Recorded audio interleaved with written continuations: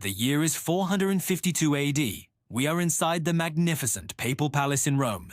Imagine golden columns soaring towards the heavens, massive marble giants standing guard, and holy light flooding the grand hall. The air is thick with the scent of incense and reverence. Suddenly, a deafening crash echoes through the palace as massive doors are thrown open as if by a storm. From the dust and chaos, a figure emerges. Attila, the Hun. He strides into the heart of the palace, his heavy footsteps a drumbeat of doom. His eyes, sharp and predatory, scan the opulence around him.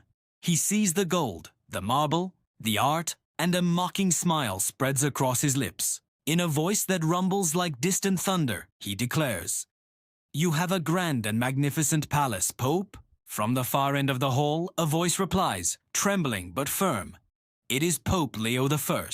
This is the house of God," he says, his voice filled with a mixture of reverence and fear. "You must act with more respect." Hearing this, Attila stops. The silence that follows is absolute. He turns slowly, his gaze locking onto the Pope. Then, with deliberate steps, he walks not towards the Pope, but towards the golden papal throne at the center of the hall. The palace holds its breath. Even the guards, seasoned warriors, seem frozen in time. Without a single word, Attila sits upon the throne. At that moment, a ray of divine light from a high window cuts through the hall, falling directly behind him, framing him in a halo of gold. He looks less like a barbarian king and more like a god descending to his rightful place. He extends his hand, palm open. His voice, deep and echoing, fills every corner of the immense space. "Here is the one you've been waiting for," he proclaims, his words carrying an undeniable authority. "I am that god." A collective gasp fills the hall. The Pope, his face a mask of terror and awe, collapses to his knees. His whole body trembles as he crawls forward, his hands reaching for Attila's.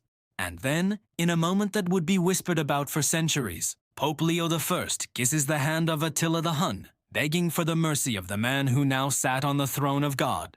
This scene, a clash of empires and faiths, represents the ultimate assertion of power. It's a moment where a mortal man, through sheer will and terrifying presence, became a living deity in the eyes of his enemies. What you've just witnessed is not just a historical event, but a masterclass in psychological dominance. Thank you for watching. If you enjoyed this journey into the past, please like, subscribe, and hit the bell icon for more epic stories.